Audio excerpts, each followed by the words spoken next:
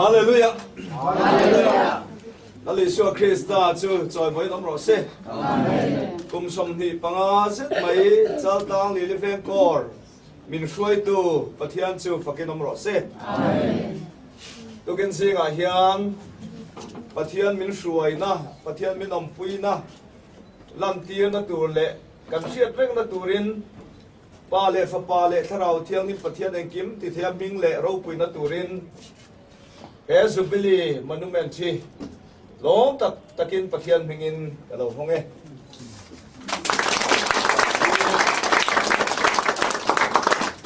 and cheering oh the Salvation Army delivered ko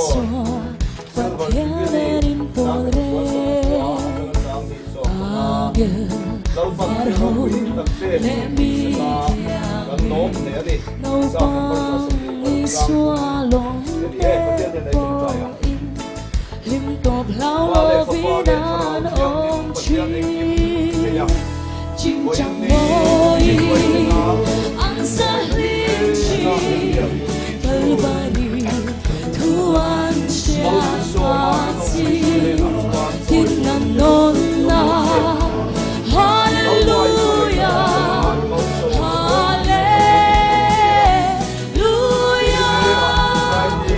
chim chẳng môi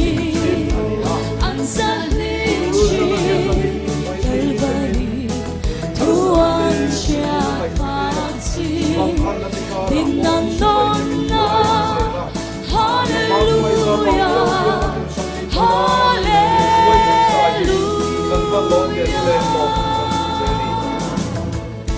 Alpha le Omega inah Abu le Abu Uli chan to chu alai lam loi to san dai ma chim te chuan ti nom lo fo ti na to san jang te na chiat san jang te kan nei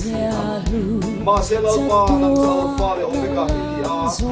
elai mun a bu min chan to a hi a to min chan sa to na ba Hoi ne ne bing lo ro pui pe ro se ye choi moi no ro pui a ya tam tu pe pin ve mai ko ta min na ra along na program te sala thilti re kursom somte anin bua se na ba ka lo ba at kursom som tal ba in wala la kal te urin alba ikum ai se sa na in koi la en ni be ko ayan ne na mi tu se si pai te in bal ka so ma bo ba na so oi dia ya ni ram so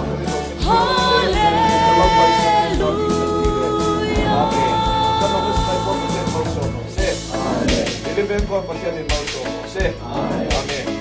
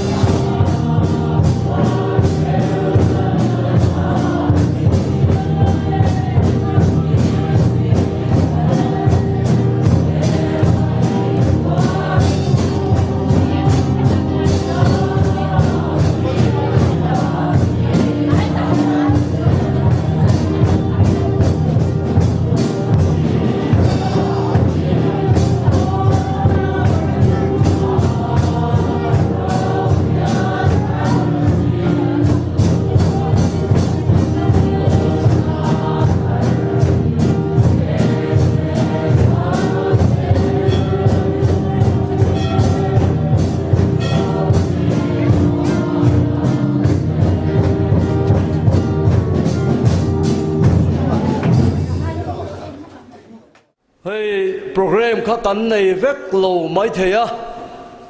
chumi à chuan alo này te point thil then khat te han da bel te le han ti chiat ngai ti dang lam ngai te anom nual hloma ang poni sela ka han tar lang phodange chinakan soyang khanin Inkhawmna kai hruai tu hi Major P.C lal du oma BL2 commanding officer kania hemi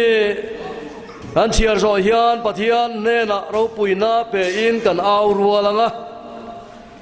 chumi zawa chuan pathian kan za kan fangle choi moinan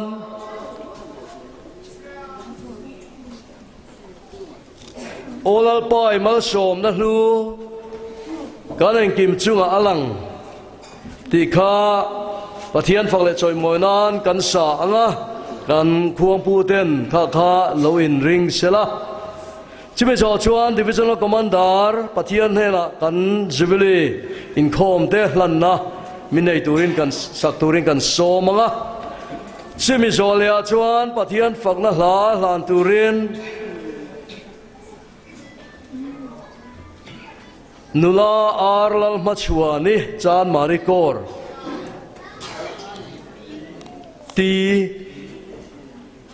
tilal machuani chan marikor kan so manga chimi zo chuan report te citation hlanna te introduction te nei turin core secretary Dr. Johnny Silaldin puya kan so manga chumi kan nei le zo nuwa chuan voinia he silver jubilee puala lompuina kora hlandu te kanom takin chu hun chu hlanna hun kan siamanga chimi zo chuan pathian fakna hla saturin nula P.C Vanlalhluna CT saitual kan som vele ang tin chimi nuwa chuan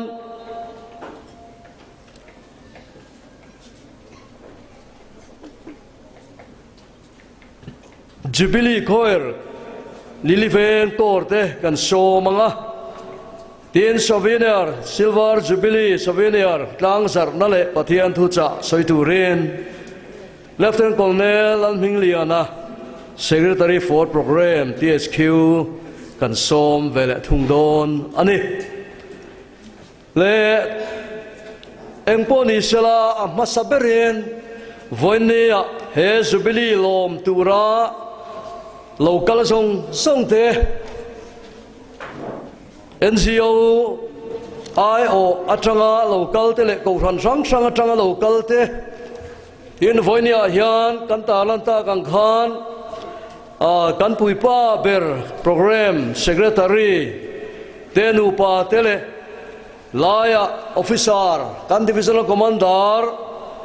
mai ba ka officer dang song te laya loma local zong te kan lo lom chewa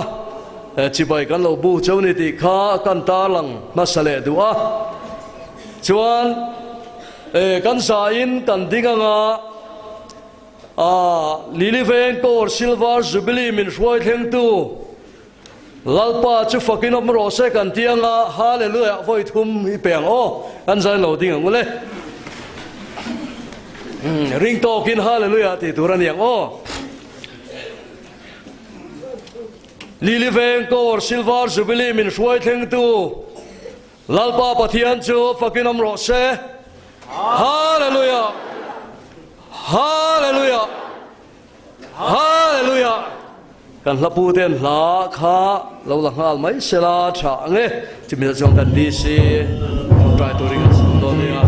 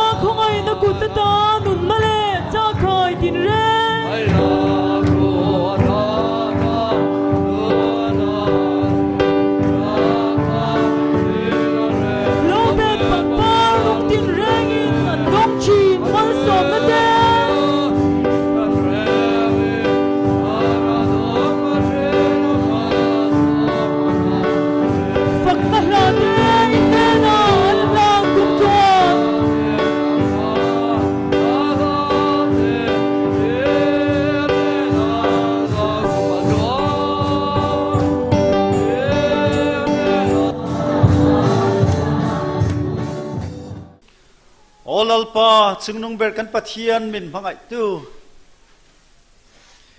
I khongai na duom tak mai changin voini hun ro puile duom tak mai li veng kor tanangin min pe ya kum som ni le panga min lo ruai to na wanga lom tu so Inkhawm kan neina hian nagini Isua Krista ron choi moi non leang che Israel fate Mosia hova chum ding le mei ala ihruai agin le veng kor tinge po chumi kai hruai na hnuaya chuan nagin min vonga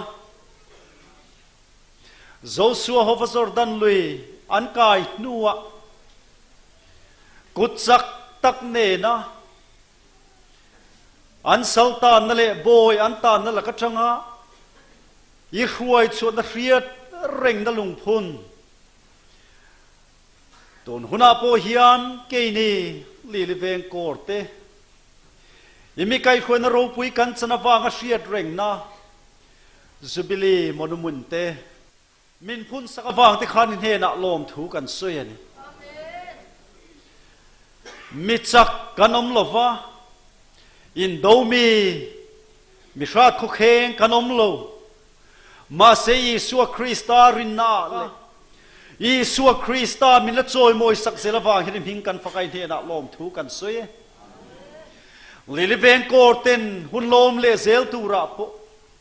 Isua Krista chumhangai beraneya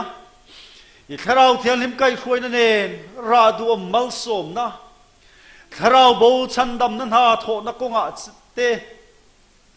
mangang le lungai chan chuan na ha tho na konga te farha le mei thai le chuan cham te chomdo na ha tho na konga te nang mamal som tlak rong bol na kan kal pui zel theina turin he Jubilee nagin kantan mal som na ron chan tirang che tu na iming fakle choi moi kan Inkhawm na hian tharau thiang him chulo zalen sela chumi zalen na atanga siam that na te thuam that na te kan chan ngei theina turin thil tiom tur zong te le thu cha kan ngai thak tur te chu lalpa chong trai mi te kai tho na atan te Isua Krista ta na in do mi kai tho na atan te nagin min ban sakang che ro pui na le choi moi na itani sela Isua bingin lom tu soi chungin chung chukan ron di la che amen Pathian phau na lan tur kan som ma in program kha kan ta lan chun zom le lokang e Inkhawm kan nei zo hian ei la in tur refreshment kha bu sai ni a tu fa lam ten lo buai char chara chutiang chu kan han inanga chuan chonu dar khat le chan ve a tranin praise and worship program putilal mal shoma SY leader in kai shuain pathian thu cha he major je Thanruma'n na tangin pathian thu cha toy kan ngai thanga chuan he praise and worship a program item handa sa chu solo emo duai temo Judy te unau durtang kor tin group singing kor kadet liliveng kor beat group bright band liliveng solo Angela zonen moi tin tlaidar thum akhan Jubilee lomna ruai kha the turani a hela hian vania local te tuma ei lova holo turin kanin nge na kanin som tak meu meva nasa takin tor ain bua saya hun engama chen kalta tang khan vania ran lukim ne na lom turin ain bua sai tak meu meva kil pui sam turin ngen le som kan ni ti kan ta rang non dua tin chonulam te praise and worship kan local man lo ni poin lai veng chung mi te po kan lo ho lokani poin ti huna hian local miron kil pui nge turin kan ingen tak meu meva chuan zana hian Inkhawm Jubilee zan Inkhawm kan nei lenga dar rukle achan ve Inkhawm tranin Measure Vanlalhluna liani commanding officer in Inkhawm min kai suainga announcement le vote of thanks nei tu ren Jubilee organizing chairman kan som anga tin pathian thu cha divisional commander Central North Division Major Lalthanchhunga YC Secy changin kan ngai tha anga item tu te hi Jubilee khoir li veng kor solo silal biak dikili li veng kor Central North Division songster le brass band chaltlang kor solo judit lalrem ruwa didur tlang kor te anni chaltlang kor he vani chawhma po program chuan da anni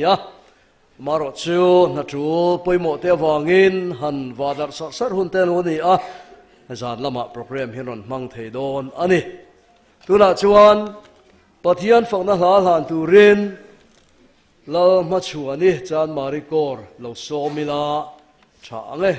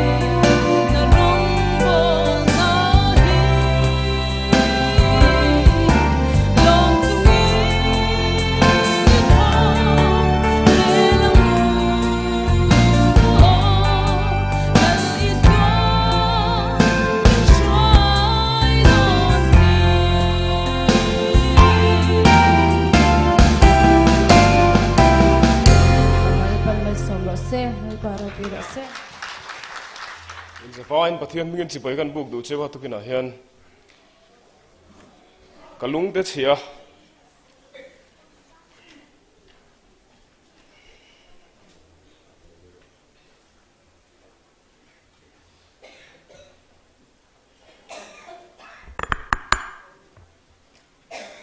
kan ding chuak re khop maya san su kan shroi tu hlui te helaya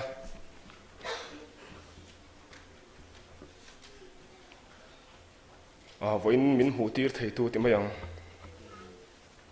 har sat na kara po an mel kan mu hian kalung ti chia ni ino re thiam lokula hei tukin hian Jubilee report te han petur kan ya program ala nang khanin kan mu nga amasan hei Jubilee hi core council sang ni som pali ni som ni thathum mars la khanin core council khanin Jubilee council hi alodina tin chumi rol chuan fundraising committee te souvenir te adin boka ni som ni mars la vek hian adina tin ni som thum thlasom ni kum khanin light sound decoration subcommittee khadin boka chu core council ina adina ni a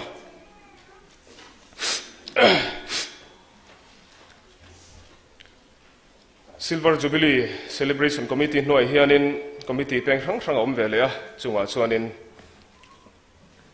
program sub council te Jubilee ruai refreshment sub council te Jubilee citation lampanga kan committee te tin Jubilee songster te po han din le ani a chungte chuanin chak tak main ma anan la zara zara ti chuan hei voin ne hianin voina hian a hlotlin na ro pui tak mai mel dom tak mai kan mu ani a toite te han report kan tumanga ni kuma tang khanin Jubilee itte siamani a chunga tang chuan poisa fai noi khat vel don mai ro Inkhawma ti chuan hei souvenir lampang te po voin lama te poi release turin pe fela chunga te chuanin an boi pui tu te an fak om lein kan thria an ha em a tin chu ba ka hei fundraising chung chang te po voina hei ti sa te kan an zuara ti khan thei to pin ma te kan an la a hei ti sa chu pona son tlem zong ala banga som borvel chung te po chu thanem ngai min le sak te kan om thei ni chuan kan lom viwang ti kha an pong hal bok ni sela tin hei voina hianin current ten chelo maya PGCI luangmol tizuang tu in car hem in car 132 line B phase chelo maya chumi wang chonin voina hian hei chocolate chil tak men generator te kan an zong rum ani a amaro cho hi voina boi pui tu te wangin eng le he tong rin na po hi aron akal thale thia alom len kan thria mình nói thiềm mong cần các bạn đều nuôi mày tụi kinh chưa cái soi thiềm lâu khóc mày cái mà cái in zoom thấy lâu đấy wa mình nói thiềm đòn đấy chúng ta chưa này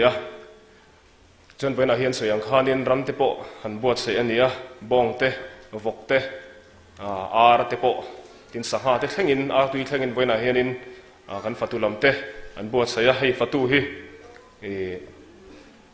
cầu rang rang te Jubilee chuanin an ruat chuak ani chung te chu kan soi kai duwa chung te chu voina hian report toite ani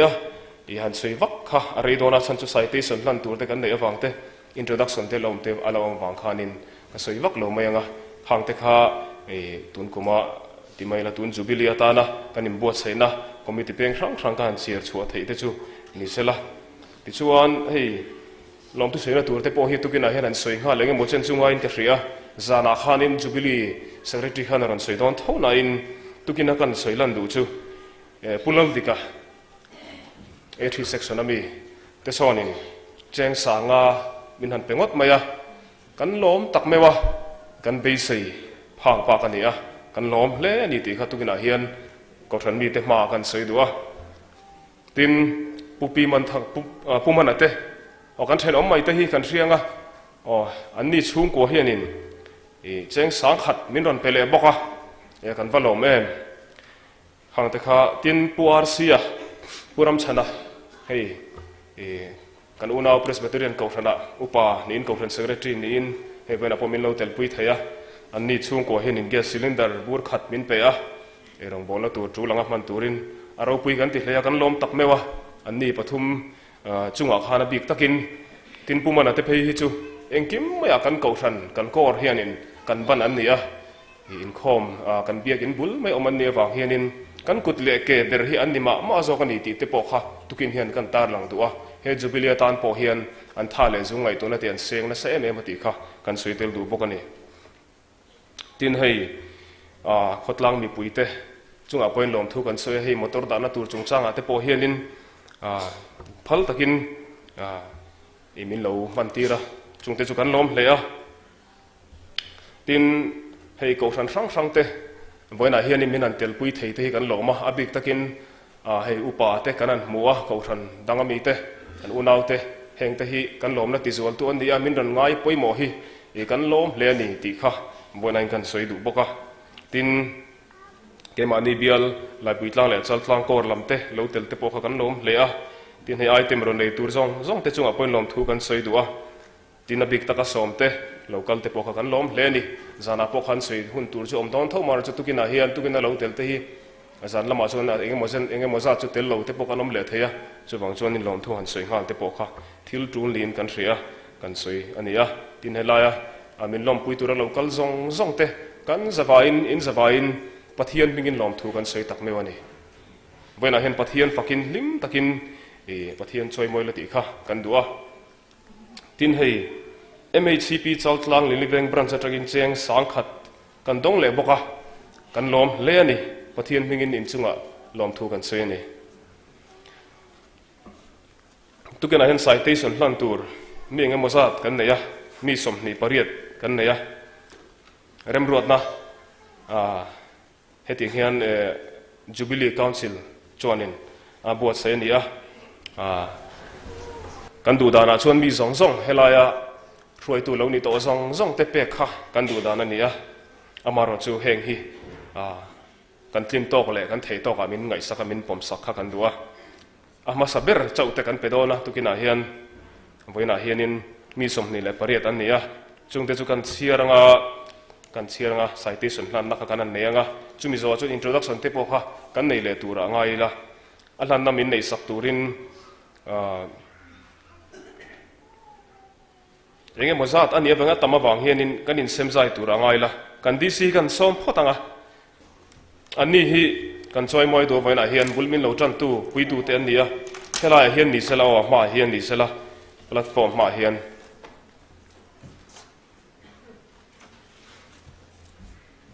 han chet zung kan tumange asan chu Inkhawm a rei lo nan in lo in rin theinan in hing kan siar chuakanga ina hmuna khan lo in ring de ula assistant sergeant major society secretary ni bawk masaber puti Thanruma'n ania society treasurer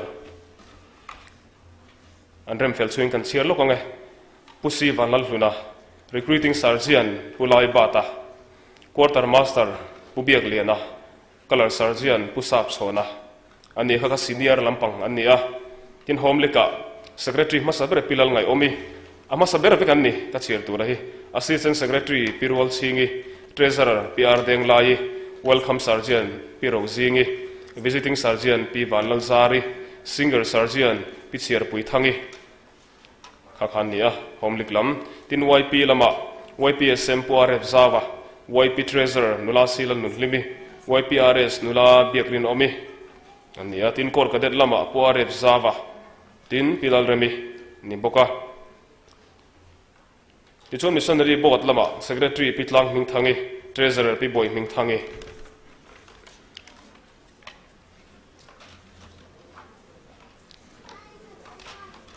leader YC Pu LT Mon Puya assistant leader Pu Vanlalhlhunga secretary Pu Thanruma'n Council assistant secretary Pu PV Lalramsangi treasurer Nula Vanlalhlhunga tikhan anin pe to chuan ka chiar masaka trangkhan lan tumila athaume ama sabera puti thang chungnunga alo Inkhawm mo alo Inkhawm lo chuan adong thei tu rakha ai odong thei tu rakha local zel mai sela thaume tikhan man mo lu tuk thei lawa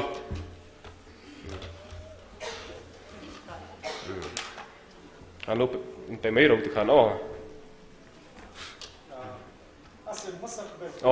ni kan chiarange puti choi moina puti thang chungnunga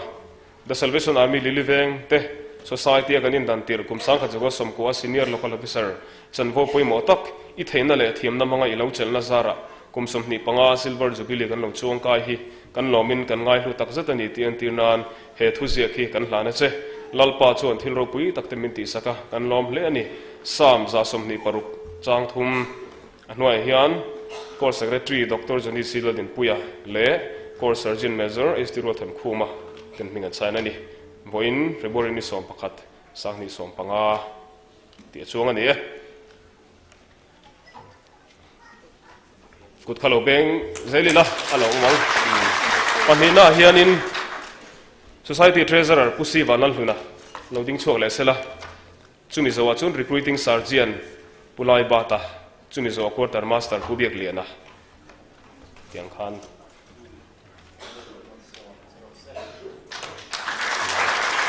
ome recruiting sergeant pulai bata lo chuak sela chumi zawa chun quarter master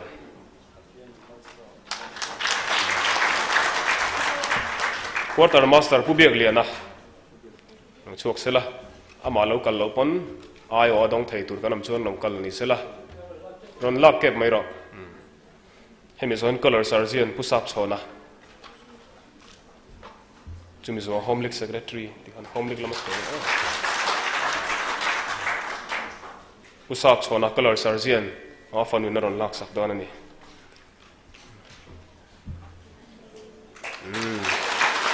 lome chuan home league lama home league secretary pilal ngai omi lo chuak sela chumi zawa assistant secretary pirwal singi chumi zawa pideng lai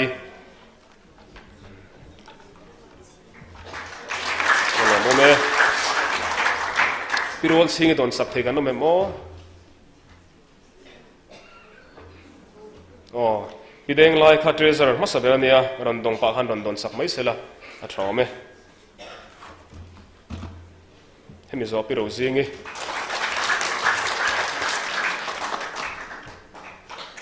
andome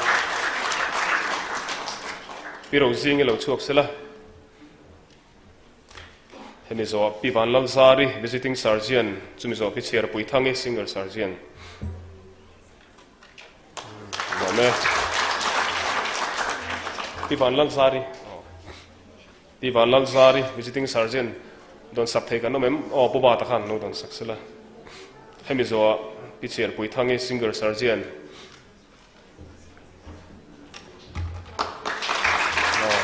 adon sak tu kha puzora ma local mai sela traume pi chair pui thang hemi zo hian YP lampang Pu RF Zauva PC lan nun limi YPSM masaber Pu RF Zauva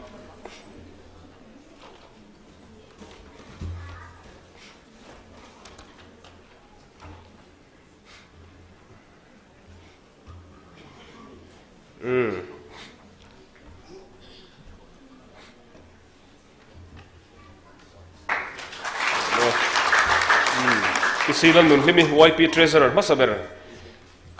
hemi zoa Biak In Hmun YPRS masaber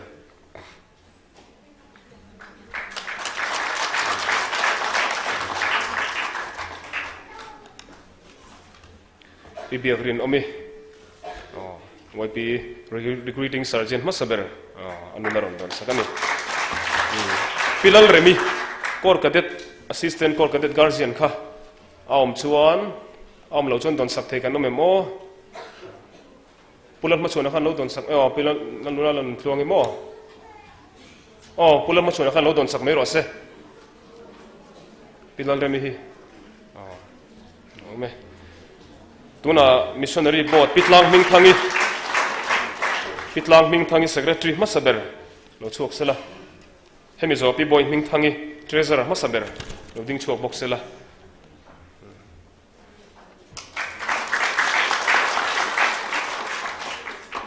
tikhani kan DC kha ron chol sela hemi zo hian chuan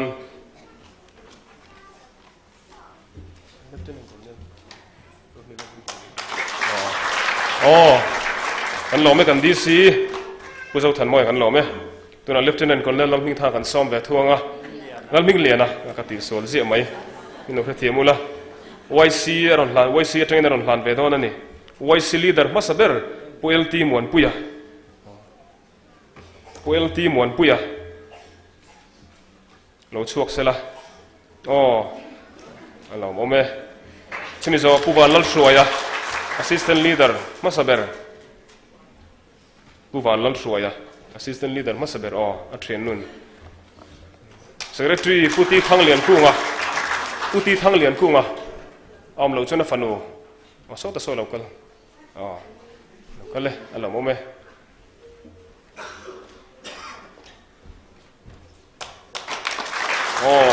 chuan puthan chunga kha bokem puthan chunga ani kha July atanga ronchel lekha nia puthan chunga omin ka ria adon sak thei kan mayem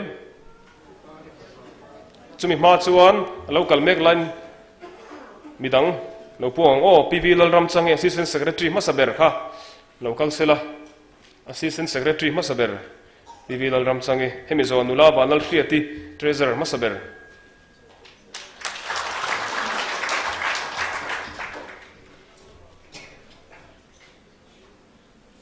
nula Vanlalhlhunga CT treasurer masaber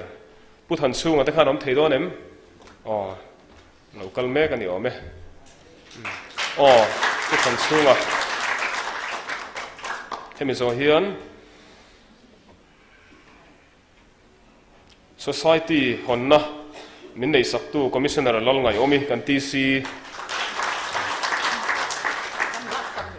adon sak thei kanom chuan lo don sak mai sela hemi zo hianin Major Lalthanchhunga kora min puang tu sangkha jogo somko pahnia kora min puang tu Major Lalthanchhunga kan chief secretary retire kha lieutenant colonel Major colonel jet Biak In Hmun min nei saktu colonel soichunga aum lo chuan annu colonel soihnu selhnu ni khan ino dan saksela thawme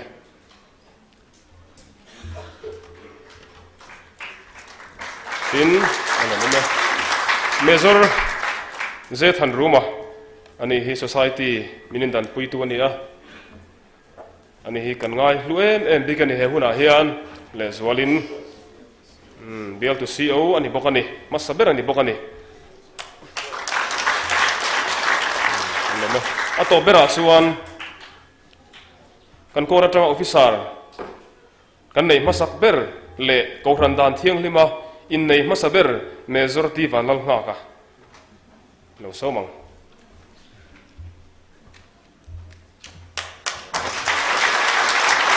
wale kan lome kan lieutenant colonel kan lome khati kha citation kan hlan thei te chu ania ti chuan tuna hin introduction hanele zor ta ila kohran kan unaw kohran ten kohran danga loi ten helaya hroi tu te tu tunge kan ni ti te tun kuma min lo mel ria theina tur te po aneng chu tap soya piang te kha in lo dinga nga amaro chu in minglam khan ka tivek don lawa senior local officer te tiang te khan karan soi to panga arem changa piang chu kan hmun atang kan lo dinga nga kut bengin kan lo lom don nia local officer tukina senior local officer lo Inkhawm song kan hmun atang lo ding phot tengu commission le acting zong po ngole kan lo me ku ti be ngu kan lo me YP lama thok tu zong te lo ding le sela thau me YP lama thok tu zong te no pang lama ni chu young people lom ple mai ti chuan kor ka det lama kan throi tu te lo ding le sela thau me kor ka det lama kan throi tu alo mo me midang hi thil danga tul dang an boin anin ka ria tin chu ba ka home lik lam min throi tu te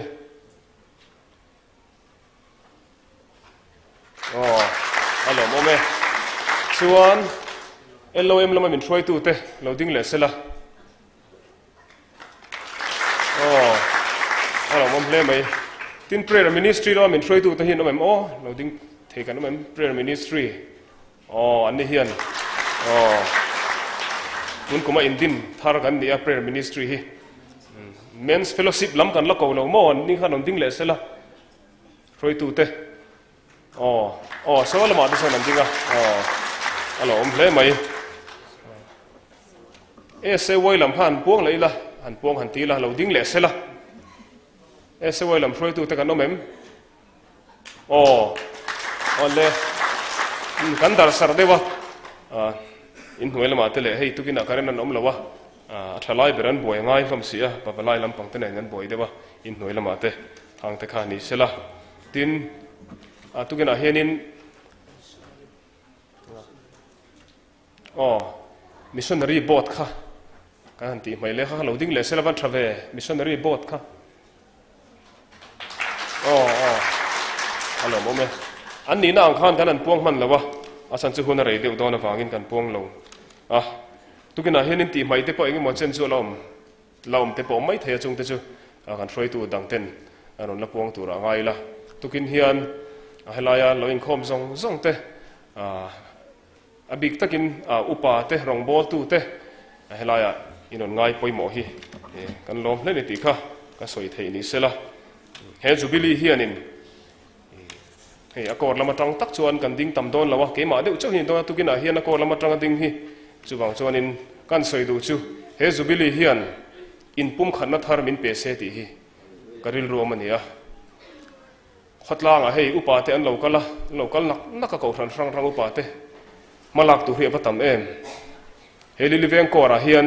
thona tha nei turin in bo sai tharangu lalpa rong thei to pini bol tlang ngu ti hi tukina karil rom ania upa te pokan chau du chewa rong bol tu zong lo Inkhawm te hei kan ngai tu na he Jubilee hian min thleng se in rem na thar alo thlen nan te lalpan na thok se ti hi kan tong trai le kan du na te ani khati ka hmunhman thei ni se ka lo me apek chua lampang khan zo ta don lampang khan bei sei phot mai la ko sajon me zo le ko treasurer hela hello ding chuak sela vani Jubilee puala lompuina pedu te kanom kan han ringa chikan han bei sei ringot maya mania Moses lamination la son pakhat chika hungei maya kan tong su lo tura kan ngaya ko treasurer le sajon major lo chuak sela hela tang hian lo dong ta sela thange Mizoram upapol liliveng unit hi Jubilee lom tura min ron som ve wangin kan lom ma chu wang chuan lom puina thu ziak pe ve ila kan tia hetiang hian kan ziak ani The Salvation Army liliveng kor pathian hroina silver Jubilee in lo thleng hi kan lom pui tak zet chewa in rong bol zel na lalpa pathianin mal som zel chero se ti in lalzuit luanga president zelal liana secretary tin ming an sign ani ei lom takin kan hlana cheu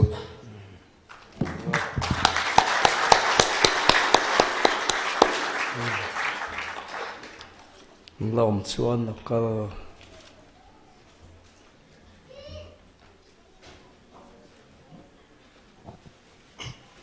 Liliveng Presbyterian Council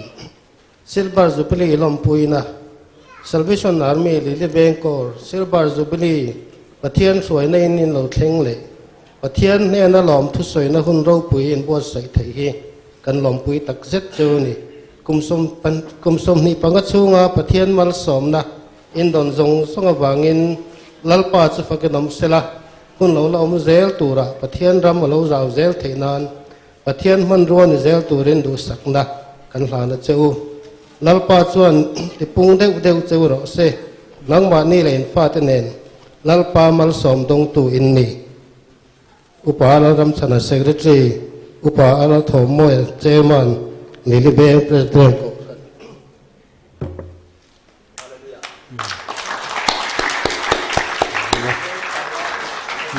lo me che sangan pe te la ni e chunga kan lo me lom chuan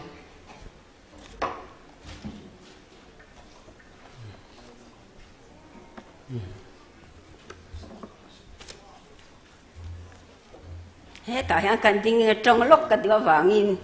he vai ni hi ardirin bili lili veng ko bi lo nei hi lom om hle maya hol kal zong hun kal to te han thir ki phai chuan sina ko secretary na a han sayang khan alung len thak ang ren khop maya ke po ka pasal du tak mai cornel soi chu ma chuan sang ni le som pan hi zun tha ni thum khan mi lo ro puina lama min lo kala san san to ti chuan ni thum khan choni takania atu thotana kan kan lo tha le ta heng lung phum lai te kha ki pok kal ve a ni ro pui ka ti alo mong ka ti a lal pan thil ro pui tak min ti sak ti a khang kan citation na an zia ang khanin lalpan zayon salte hruai ki le lai kan mu mama ngam tu teng mai kan nia chumi lai chuan kan ka chumi nen phata kan le chile sakin te ti a chuwangin an tan thil ro pui taka ti sakani an ti a lalpan thil ro pui tak te min ti saka kan lom le ni ti kha kan mani chuwang chuan voi nia hian i kan bible nge po khan lom te lom pui ula tap te tap pui ro ti ang khan voi nia hian hei til bei tham tak ni ma sela seng sang khat chau hi kan hlan ve nge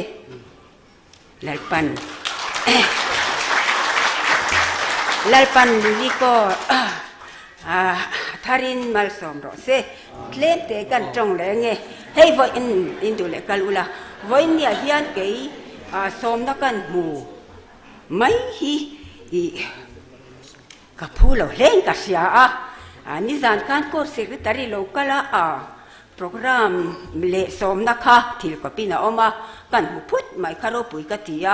chu tak bible chang ka ril ro lo om chu sam number pariat na khan olalpa kalalpa le chung song songa hian ming chu ba thae matiani i ro pui na te chu van chunga te khiani da mel male phubalat tu ti da ina tu rin nang ma do tu te wangin nau sen tele nu ten ne lai te ka chuak chuanin sak nai ti heta antiani chumi dot le chuan ivan ikut chuak te thale ar siruat hau te ki kangai tu chang chuan mi hring henge mon ni riat reng thin ni mi hring fa pa po henge mon nei kan thin ni ka ti thin ti hi zena omani chuwang chuan kangai tu khang sam ziak tu te khan mi le thale ar si te irwa thou kangai tu chang chuan ti ni le thale ar si te chuan lalpan siam dan anga na nei turin siama ahun takan eng thin tha te po ar si te pon eng thin mara chu mi hing henge mo anek i hria dreng thin ni anti tak mai kha kangai tu enge mo keite lul hi cornel sel nu ni hi retire officer to rei tak ni to sangkale zakwale som kwale parukan kum som lile pangani in kan lo retire to chumi nu po rei to fe mai mara chu tiang engata ma thanem ngai na le eng ma ni lo hi voi ni thenga pathian na min khia reng le min lakan thina wang hian ro pui katia lom om katia lilikor hemi lilikor silver jubilee te bang thei tura lalpan voi ni thanga min la khia reng le min lakan thina wang po hian ro pui katia hlu katia chu chu han au chua pui ve ngay tu rian ga in tua Jubilee san sin te po ka han soi ve hi ka chak mama seng chu tok mai ro se hei kan chu hela karon dil ve chata kan ti ve chata hun po pek lovin keima thanem ngai ne keima ka kan ron in po chapa chu do thei ta ka ho tu ten min lo ngai wang ka lom tak tang ni lalpan heli likor hi tarin mal som ro se alo mo me ko treasure le sa zo me zor khalo ding chuak le sela hei chao tlang kor delivering kor nu le pa te hian kor council uluk takin kan ngai tu enge nian momo tak niang o ti council ina ngai tu chu quarter master izot phop maila sachum na tur bel lian puyan mamo ang kan han tia ma se kan han zota bookshelf steel almira kha an mamo tak ani thu ha kan han donga kan han leya citation nen so la ya so na nuwa son da ina oma acha bi aha nanga leisur van mon ne commanding officer in citation nen local sela thange hemi zo hian P.C. Vanlalhluna CT solo turing an so manga sawi na tlang sa na zom don nia for silver Jubilee fuihna Salvation Army Veng Veng Zauva ni sam ni so panga kun sum di panga din champa silver Jubilee ni lo thleng di tlang ko si pai ten kan no puye jewa do sab na sang ber kan cha ni jewu Lalthanchhunga so je jewu se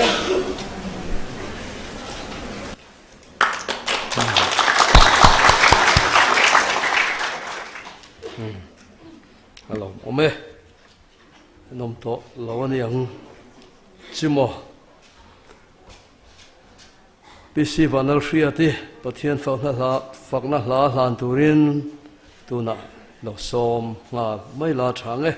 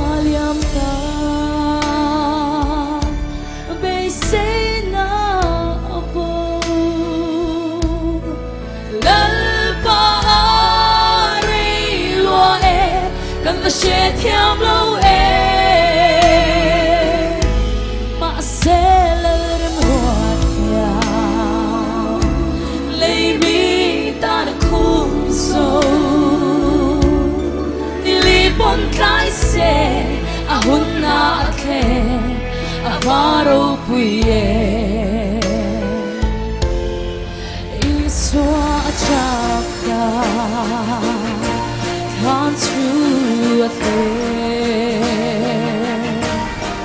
Put to pain, lung la son ru,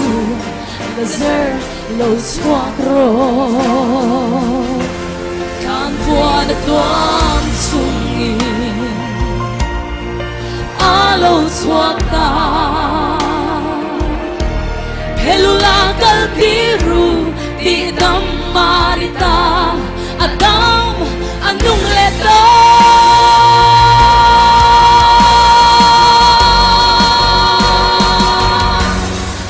Shinung zorai, harsang bogi, lalpai ang chin, apoy na nakin, at hensi lo mo. Sawin sa may lola, alapang neiin, along keng thoai do, achan puyang te, asherin se.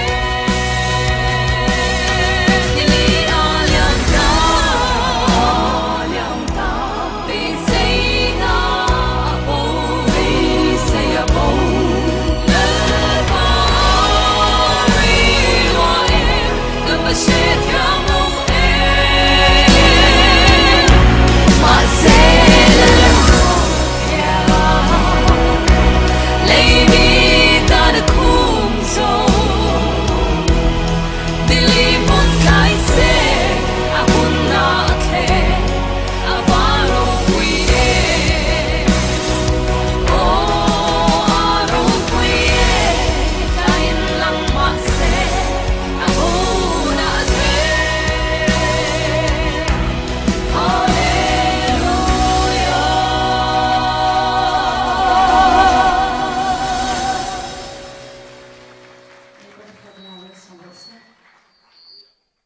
Thiam ropui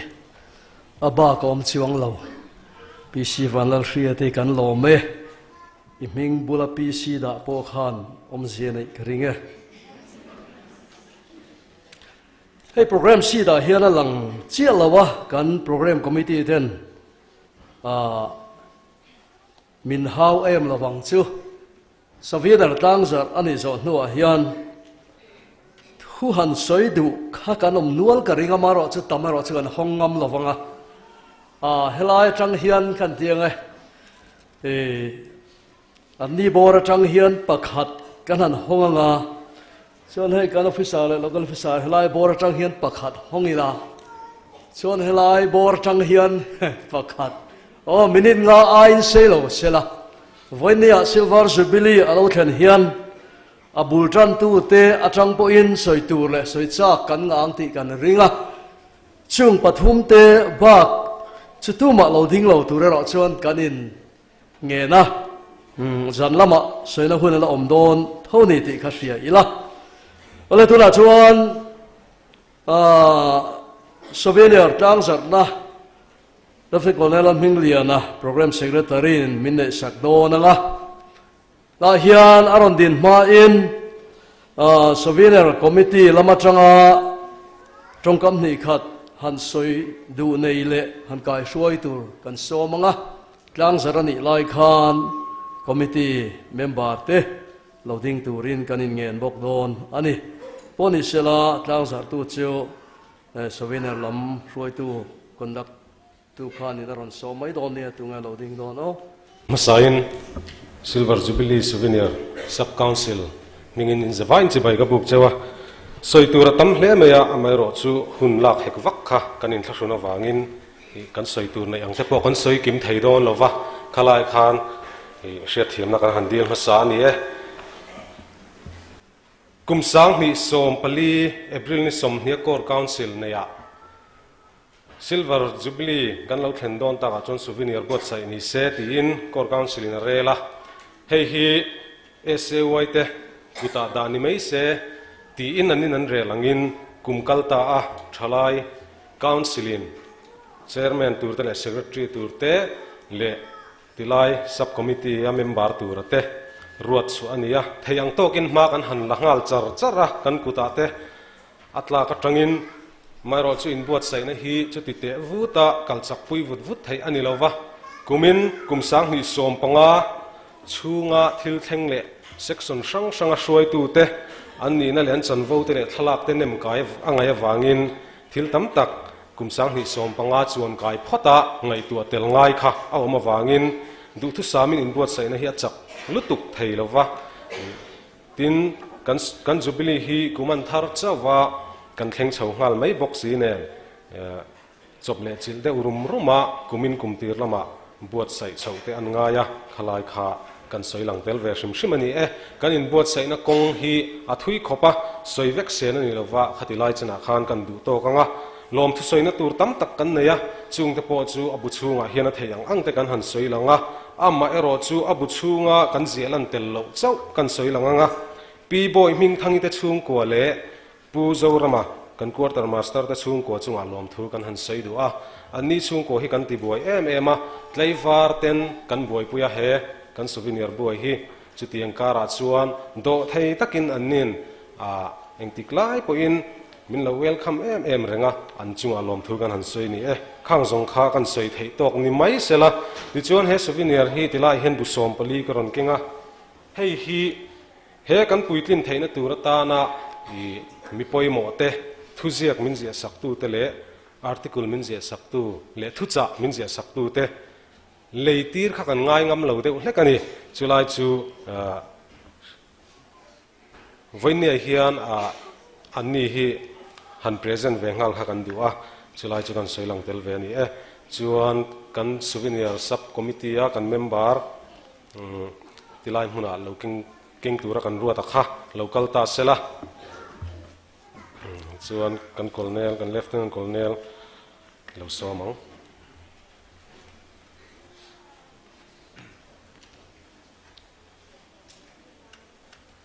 pale fa pale tharau thiang hnim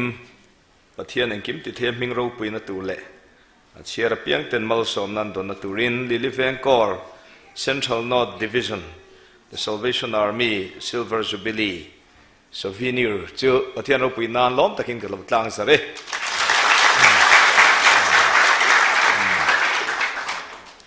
pathian he na tong trai nain kan hla na nge amen hallelujah khongai na kan chana wangin kan fak che lom thu kan hril che ni kum som ni panga zet lili veng korte ikai shuaya voin nia i khongai na irinom zia kan mu le ta ka wang hian kan lom ema tun huna hian hei souvenir an buat sai luang takin ahun taka chiar thei tura pe aloni ta po hi i khongai nan chanani ti kan fia heng te ro pui nan kan hlan che achunga thom te hi mal som na thlen tu taksa ril ru tharau damna thlen tu tan le record poimo nakin zela thang thar tena lalpa min shuai na chanchin anron mu fia theina turata na da thalang man ruwa nangin men man saturin iro puina tan kan hla na che lali shua krista mingin chung chi ne na kan thlene amen kan lieutenant colonel min lo la din sakta sela kalam piang te tilai hmuna local zung zung mai taula hun te kan lak rei lo na turin kan in thlashung viau na alo thei lo in kan shebok sia hun kan han la hek ve zok don ani poni se min tlang zar saktu hi masabera kan hlan ve photange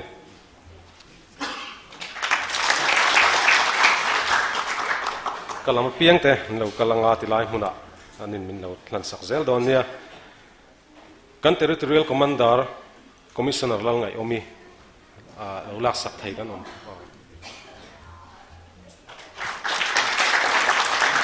Central North Division na kan divisional commander major Lalthanchhunga ya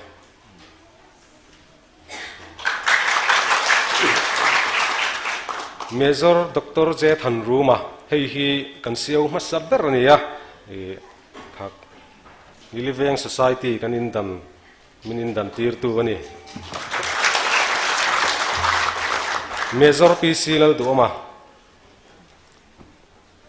BL2 commanding officer ni lai ni suan khang kha thucha min zia saktu te ni an chunga kan lom tak zet ani article min zia saktu te commissioner lal zam lova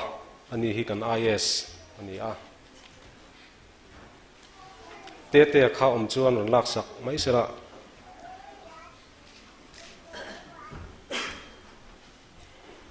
majority Vanlalhlunga ka commanding officer ram hun bial ania ani hi etilai ko ratanga officer tana kalchuak kan nei chun ani captain Rosie nun pui CO dur tlang local mo local lo chuan ani kan han ani hi hetilaya cadet ani ilaya field training a ron mani Pu C Vanlalhluna ko treasurer retire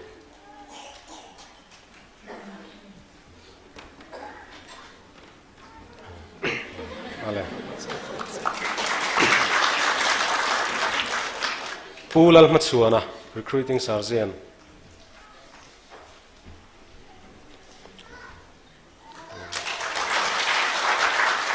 Pu Lalthanchhunga to chong kor welcome sergeant ni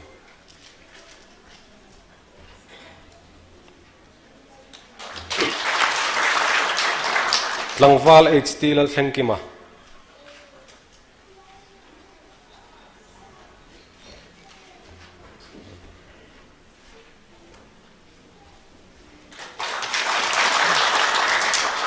Dr. Johnny Silal Tinpuya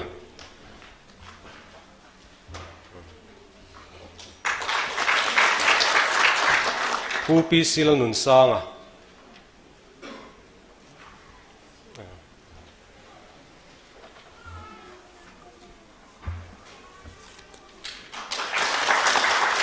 hang zong khawin nia hun kan han lak hek ve thei te ni kalome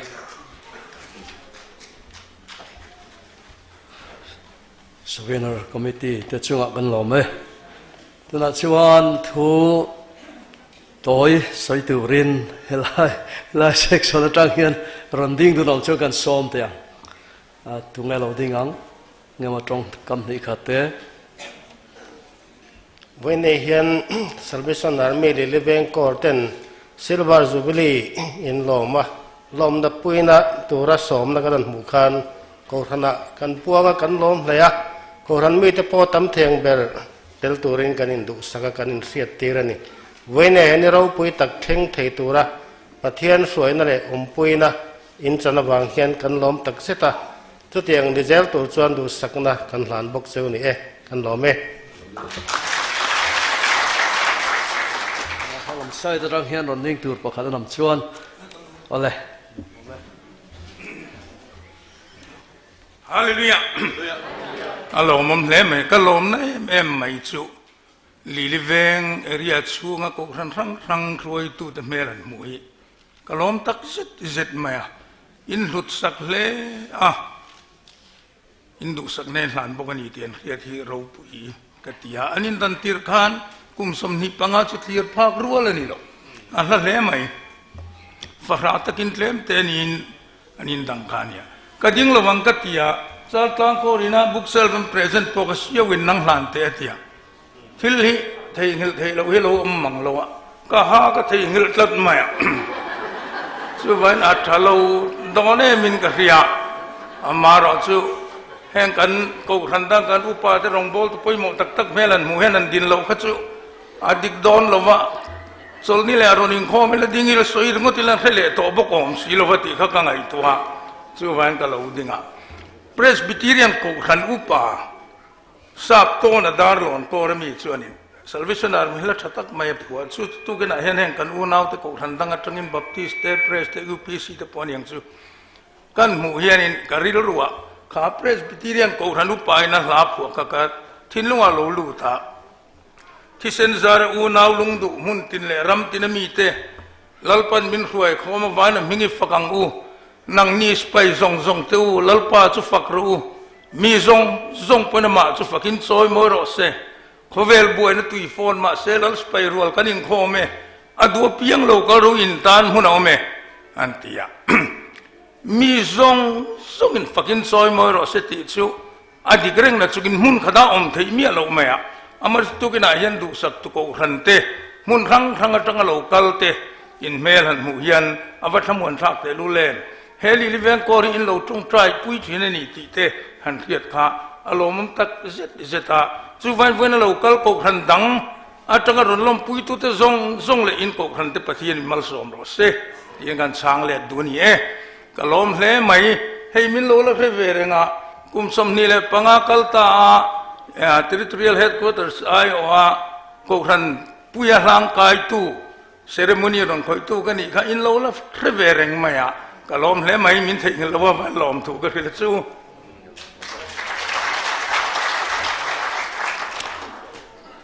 hela mai o hian pakhat tu ma sei tu khanom em lom ome hallelujah arau pui ka ti voi ni a hian kalung alenga kan mit tu ya tlani pon ka lo thenga kan dong bol pui te thalap kan ne na thi tu ra ngai min ngai tu te min tong trai sak tu te than mua la mi tam tak an liam ta ani ya voi ni ya silver jubilee lilikori nin lom don ti ka siat khan siat pui ne tam tak ka thilunga pathian thu te alo thenga member ka dong bol pui te ka ngai bok chewaตัวนักข่าวกันเมื่อตอนข้านั่งนิสต์ตัวเขาสั่งอาจารย์เรากัลเตเลเพรสอาจารย์เขาสั่งอุปเมลกันหมู่ขันกล้อมเลจวละกล้อมตักเจ็ดตากันช่วยตัวตะขานินล้อมถูกข้าอินสต์ฮาร์กติลขบมายาเขาสั่งอาจารย์เรากัลเตกันอุปาที่จังหวะขันเรากัลเตจังจังหวะขันล้อมถูกกันสต์นนเลนิเซงกันตัววันนี้ให้ลิลิกอร์สิไปเตะเทยโตปินสวะอินกัลเซล่ะนังมานี่สวยตู้เจ้าปะเทียนที่อามานี่ที่หินเสียดกันตัวลิลิกอร์อินซิลเวอร์จูบิลีอินลอมดอนที่ก็เสียดคันแล้วนูวาสินี่ตันจินที่การเรียนรู้เราหลังหาละแล้วนูวาสินี่ฮันเมลขัตักมายันนี่อะแล้วเสรานุปุยนี่มาเซมินทับตู้ตัวนั้นน้ำแล้วหมอตีรัวละแล้วนูสิริลลป้าปะเทียนนี่เป็กเล็ตักจันที่นี่สวยกระจักเลยอะสวยน้ำมันเนี่ยเราจูอมแล้ววะวันนี้อะฮันนี่สบายจังวะเรากัลส่งเตะลิลิกอร์สิไปรีน้ำตักจังวะล้อมถูกกับสวยนั่นแหละรอสิลิลิเฟงกอร์นี่ตัวน่ะชวนจิบิลิคอยกันชมโดนังอ่ะชิวเมนัวปะเทียนทุจ่าใส่ตู้กันชมอินเราดิ้งเวลหาลไม่งะหุ่นตบหุ่นหนุ่งขาเลฟนั้นก่อนแล้วรวมหิงทางอ่ะลาเตทางอ่ะหุ่นตบนะมินเสียมสักตัวเรียนดูสักนะกันหลานโดนนี่กันเราชมมาอินวันนี้ยังให้ลิลิเวนกอร์ซิลเวอร์จูบิลีมินหุสกาlocal zongเตกันลมไม้เปียละมะอันรงบอลปุย Salvation Army officer localเตคงไอตะกินเราดิ้งตูรินเอามันมาหุนกันเงินนะกันสมเล่ลกเตียงคงไอตะกิน Salvation Army officer local zongเตกันเวลอันนี้ละอารมณ์โอเมตัวน่ะชวนจิบิลีคอยรักันเราโซมังอาอันนี้ปะเทียนฝักนั่นละอันสักจอนหัวเฮียนทุจ่าใส่ตู้เราดิ้งชัวกันอ่ะจิบิจอนหัวชวนกอลเนลอินหุ่นตบเตะลาเตทางอินจูลัง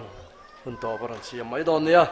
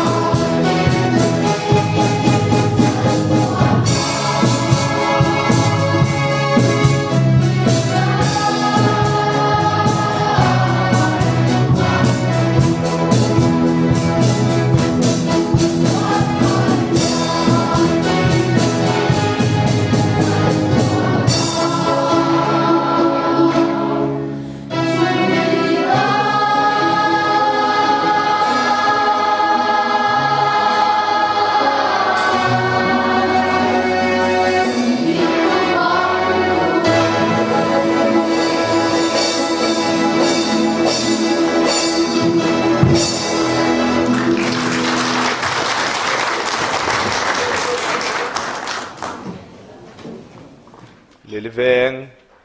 ko rasipai zong te lompuina Jubilee lompuina kan hlan ve du chewa pathian mal som na dongin Inkhawmna Hmasa ka kalpui turin pathian mengin mal kan som du bok chewani tin tukina he hun hlutak maya ron kal nge ya mal min som tu hei kan senior officer te bul min tran pui tu zong te chunga hianin alom kan tia tin ko san danga kan rong bol pui kan upa rong bol tu te mel kan hua ko sang atang te poin rong bol tu te mel kan hua in lo tel hian he ko himala so mani kan Inkhawm himala so mani ti kan ria kan lom tak zet ani kumin hi Salvation Army International huapa kumza le somnga khovel huapa kumza le somnga kan ni kum ani Londona khom puilian bua sai dona chumia culture chuan kanin bua sai mupa Mizoram atang po hian zai pol tenen palai zaborvel ye intir turin kanin buat saya London veng chaklama puan inter te rong bol na tan ani he khom puilian hi khovela puan in lian ber anti maya Millennium Dome anti Millennium lo thlen la ya in buat sai na lom na turata nan buat sai O2 arena khan khom pui hi nga turani tiang chuan kumin hi international huap pu akan kum poimo Jubilee poimo ani ten chu ba ka chuan kan territory hi zoram sipai pol te hi sang ni som pasaria hianin kum rei lo te hianin kumza kan lo lom ve don tareng mai boka chatiang ang chuan min muak me ka chung angin buat sai na te chu kalpui me ka ni tin tukina voin ni poimo tak mai hian liliveng korte silver Jubilee kumsom ni panga zet lalpa suwaina kan lo changta hi aro pui le in ka ria lalpa chu fakinom ro se pathian thuthiang lim kan chiar dua mun ni atang ka chiaranga mun khat ka chiar chung hen a thu te kan thurei deuh lek doa ka chiar chung hian ding chungin ngai thla ila a thain ka ringa kan zain lo ding ang tir ko te thil ti bung som ni chang som ni pariat hi kan chiaranga ding chungin kan ngai thladon nia pathian ko san ho ama thisena leite chu chom turin nang ma ni le in ho te zong chunga chuan film khur ro tharau thiang limin an chunga ho tu asiam cheu hi ti ani ilo thuang mun danga train kan chiar chun zo mange Samuel le khabu pakhatna bung sari chang khat atang hian pathian thuthiang ni milo ngai thang ti chuan kirayat zerim khwami te chu anzuk kala lalpa bom chuan la chawa tlanga abin adaba ina chuan an laluta afapa Eliezer chu lalpa bom en kol tu tan anti franga tin Samuel chuan Israel te chung te zong ne na chuan in thin lung tak zeta lalpa lam lo hoi in ni tak chuan ram dang pathian te le asterothi te chu in jing ta da bo dai ta chu in thin lung chu lalpa tan buat sai ula ama rong chau bol ru ti chuan Philistia mi te kutata hi a chan chuak don chunia tin asoya tin Israel mi te chuan Baal te le asterothi te chu an da bota lalpa rong chau chu an bolta chang soma tin Samuel an haral thil han lai tak chuan Philistia mi te chuan Israel mi te beitur chuan an ron maya nima sela chu mini chuan lalpan Philistia mi te chunga khopui na satak main arik tir ta dur maya ati buai ta nuaya Israel mi te ma chuan an tlom ta der maya tin Israel mi te chu mispe tang chuan an chuaka Philistia mi te chu an uma betkar nuai an thlengin an that zela chuti chuan Samuel chuan lung ala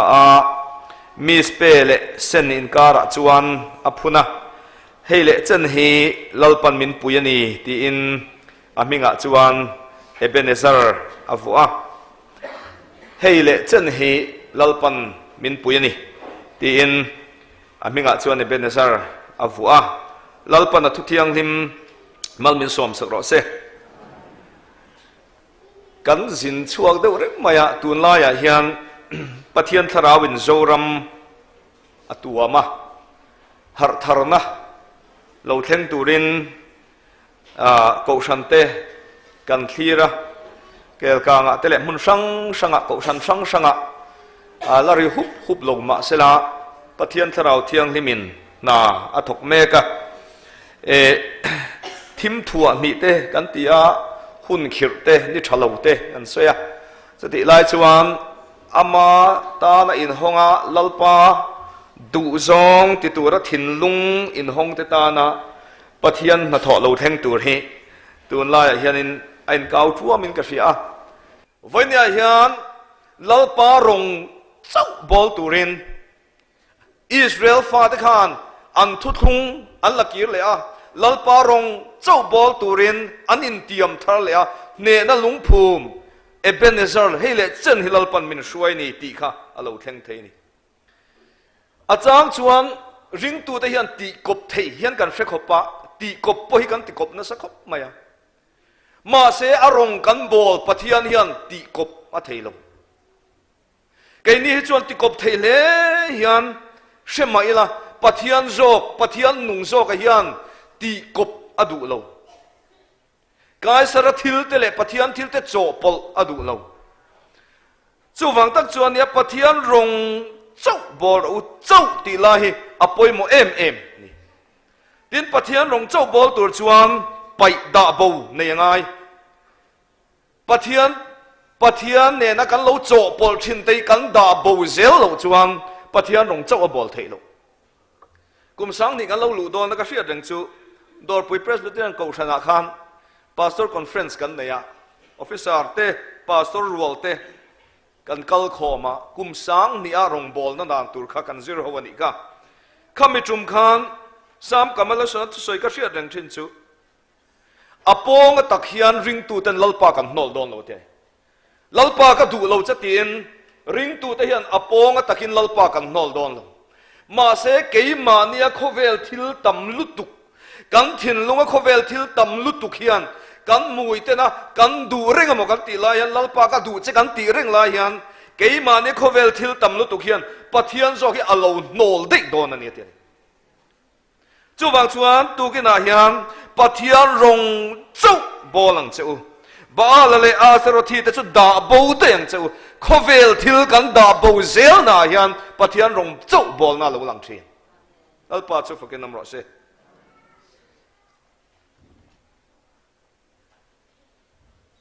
chau lai hi apoi mo khom mai pathian rong chau bol turin in bua sai tharang chu da chuan pathian in ne na alo thlen thina ni pathian rong chau bol tur hian in bua sai thar leila tugina hian sipai te ko than te in bua sai thar leila da bo ngai da bo wang u lekha bu pakhat ka chiara chuan necessary endings ti hi omani ring tu ten lalpa rong kan bol na turatan le tharau lama ma kan son zel na turatan hian kan nuna hian top tur bo tur om thin chumia chang lo chuan ne na a thleng thei lo apathum na chuan Samuel an haral thilhan alhan lai takin atiani Philistia mi ten anon hual le a bei anon tum le a amang tho khan ne mai in ringin Philistia ho khan Israel ho ten anon hual le ta chuan pathian in thil mak aron ti khopuirin nasat tak mai aron rik tir dur tura Israel ma khan mel ma ho khan tom ta chu mel ma alo tom dan chu Bible na ta lan dan chu Samuel an haral thilan alan lai tak chuan atiani pathian ta na kan du lai tak kan hlan lai tak zela hian ne na lo chuak thin lalpa chu fakin amro se Abraham an afapa isaka achithliar na tur moria tanga ahlan lai takin pathian na tholo thenga pathian in tum chop khan haral thilhan tur aron pe ni kha den kan general William bu da chuan William bu da omsong song William bu da omsong song lalpa nei vek rotin za ngai na dokana ahlana ahlan zel na khan a in hal ral zel na khan pathian in ne na pechin afanu evangeline bu di khan na soya kari run he de umai chu kapa rong bol na hlotlin na chan hi haral thilan mai chama zangai na dokana William bu da omsong song lalpa nei vek ro ati khan ala top mai lawa tian pathian ta na apek na khan ala top mai lawa William bu da khan adam chung in pathian ta na hlan to kha voi khat ma ala let le to ngai lu ati cái này chú cần làm na cần bê trì na mà sẽ cần là lết lệ truyền với nhà hiền cần in lăn rau dẻo na lão ba ta na cần in bê rau dẻo na cầu sản tới lão ba ta na cần in lăn dẻo na hiền nè na alo chuộc đòn khó vel thiếu anh tiếng nghe Bible bỏ lên lão tì khá tì sát thiếu tì tê thà ra và in tì lum chuan in nung à tiền này kan ti lum zel na kan haral zel na kan du na so ka hi kan phum bo zel na hian tharau ne na lo chuak thin lalpa chu fakin nam ro se rong bol na nung te kan du thin tro ring tu ni a thil ti thei ni te kan du thina ma se tharau thil ti sa thil tharau wa kan ti lum zel na hian chu rong bol na nung po chu alo om thina ne na alo om thin Samuel an haral thil han alhan lai takin pathian in ne naron pe a hele chen hilal pan min pue ni ti in Ebenezer lung an lo phun ta ato per kan soi du chu lali shua Krista thisen crossa ain lan ral right na tangin ko san ten ne na kan chang ne na vor top ultimate victory kan tia hi voi ni ring tu te na ne na vor top diabol ne na te thi na ne na kan ti zong zong khovel thil ne na kan ti zong zong hi lali suwa Krista ina cross le ra alo in ran right na khan he ne na hi lalpan min pe ani chuwang chuan ko san te hi athisena tlan te kan ni ni china khan tir kowin atia pathian ko san ho ama thisena leite chu chom turin atiani pathian ko san ho athisena leite kan ni kan van ro pui em enge molai khanin kan rong bol tu ta chung kwa thina thlenga kan kalkual na sukup me zola hian ta chuan ka ngai tu thina thisen na wanga nun na kan nei te ko san ho ina lali shua Krista haral thillan crossa ain lan na wanga athisen chua ka wanga nun kan nei te aro pui ngot mai lali shua Krista awanga chatuana kanom na tur van ram min bua sai sakte aro pui ngot mai ma se tun lai aro pui ka ti em chu athisena ta na ko san te ta na he kho vela ngei po pathian rin om sia ami te ta na lalpa rin om sia hi avan ro pui te lul em he kum som ni panga kal ta chunga he lilive kor ta na pathian rin om sia hi avan ro pui em lalpa chu fakin om ro se mo sia chu nang tin nge ti kha Deuteronomy bung som thum pani akham muin ano chunga tha zara atha te choi thi nangin lalpa chawin a choi thin nam dang pathian te ni lovin na ti ani muin do chunga tha zara tha te choi thi nangin lalpa chawin a choi thin thina lim ko ruaman zo lai te lungai na vor to pan then lai te kal ngai na reng an hriat to lo lai khan an ma ni kha pathian zo ki da shuai thin le veng ko te po kan ni ti ro har san rap thak ta kan to lai pon kei ni rin om lovin om mai la lalpa hi a ko san te ta ne na rin om lutuk bul a chan to he top a chol san ve ngai lo top athan thin alpha ania omega ani buka alai lak lo atop ve ngai lo a ko shan te tan hen lalpa hi van rin em chuwang chuan voin ni a hian lali suwa Krista in hlan na zara neina kan lo changta neina Ebenezer lung kan phun zel theinan thuthung pathian neina kan thun te ti thar leila pathian rong chaubolin amatan in hlan thar zelang u lalpana thuthiang lim kan zawai tan malmin som se ro se amen Lokange and hun top siam tu an Chawhma in Jubilee thilpek pui union thagan hena tangin an chungku tangin cheng zanga kan dongani tin Inkhawm bana hian mi puite lola thule vekila kan tu fa te lama tangin thingpui indan tu ruam man an nei te anan soile anga tiang chuang kan kallon nia le kolna lo sama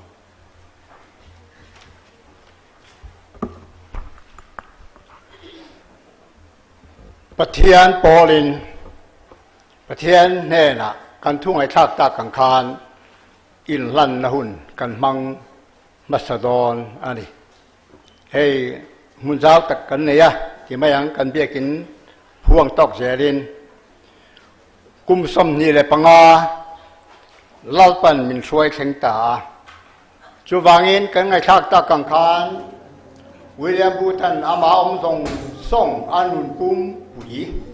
anh ấy tên là Lalpatan anh là nằng te. Abraham chuan na fapamal le chun. Pathian tan pathian ne na mai sama ala nằng te. Mani nu ne tharau thiang lim kan phai le ti thiang le ma om tu ren. Kan vai kan malam hun chewi lalpa kuta. Lalpa ti thiang lim na le tharau thiang lim pol na thara nun kan man cher the tu ren vai nia hian tu ma ni la ben lalpa pathian lalpa so Krista le tharau thiang lim je bai bukin ama chuan nun il lei kwa trong trai na hun helai hian mang tu ren kan vai Inkhawm ho te ka som chua kan zai dom la va kan yang lan chung hian la kalau chiar don ani akal du te chu tu na hian lokal chok mai ula kan pathianin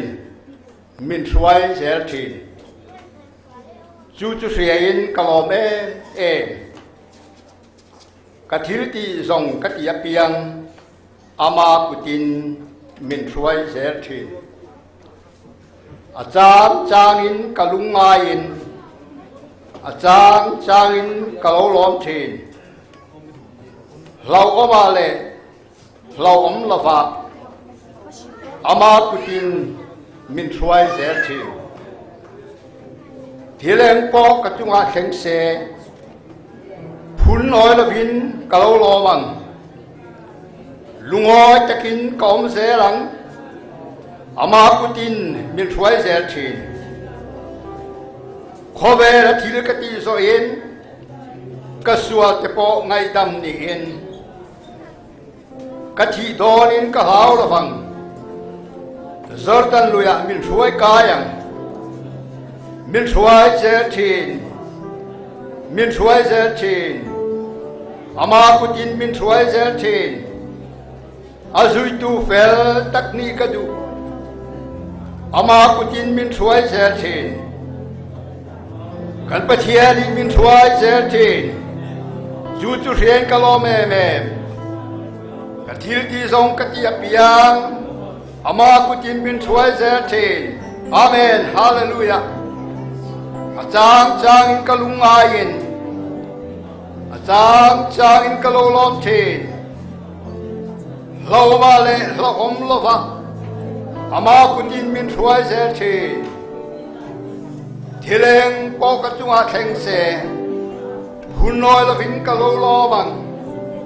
Lungoi takin kom se lang อามาปุตินมินช่วยเจอทีฮาเลลูยาโฮเวละทิลกติโซอิน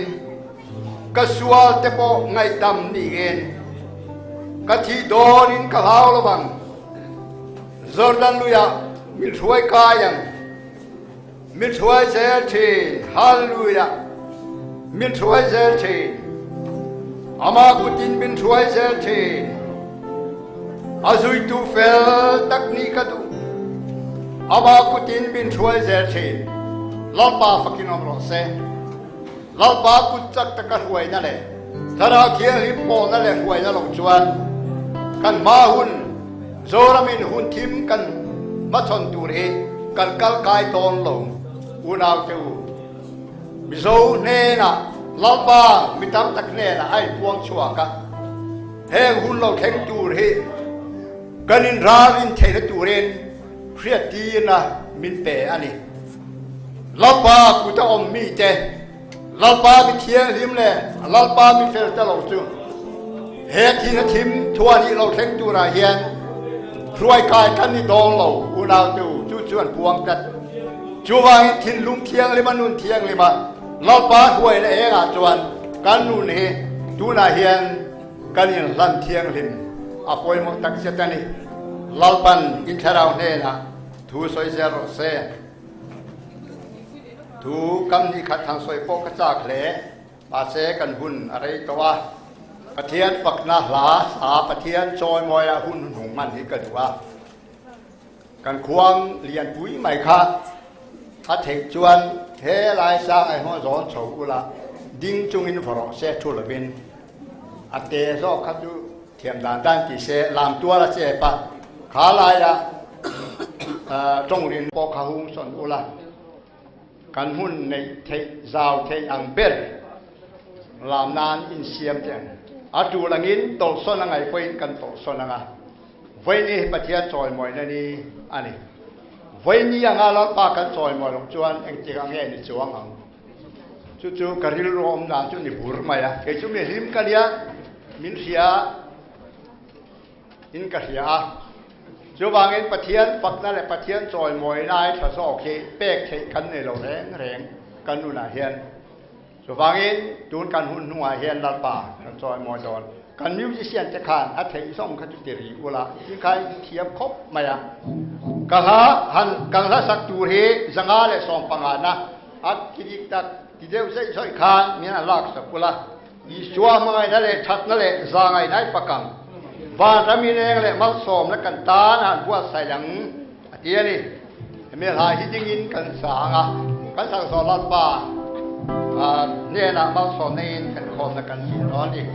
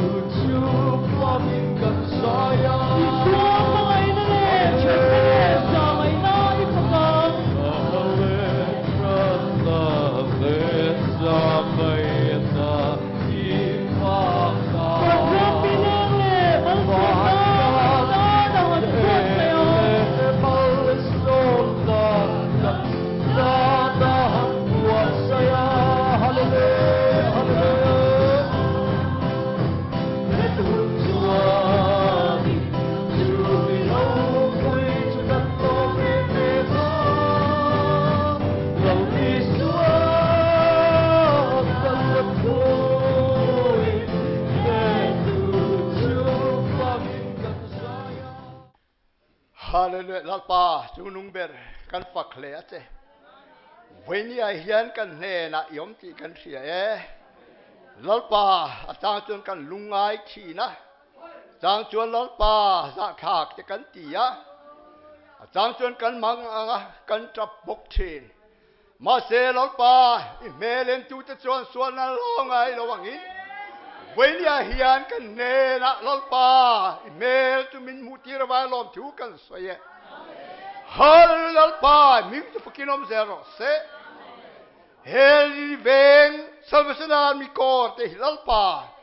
วันนี้เห็นมาลิโซไม่ยอมปุยนี่ที่กันเสียดปุยไว้ลมถูกันสิลบอกกันเจนึกนั้นมาลามหุ่นฮีวงอันนี้ที่กันเสียดสเกลัลปาลมถูกันสวยกันใจนะลมปุยตูเตวันนี้เสียดปุยตูเตรันคอมทรงคาราวเนี่ยนะเห็นทุยใส่เสลังที่ปกันเสียลัลปาลมถูกันสวยดูนะเห็นกันลัลปาโซคริสตาชัดนะเตวานกันป่ามังไงนั่นแหละคงไงนั่นดูอมตักเตะถ้าเราเชียงหิมโปนั่นแหละเชียงปุยนั่นจูเวนัรินคอมทรงเทเนนะเฮียนดูแลเลยคุ้มขวายแข่งลมเซโรเซอาเมน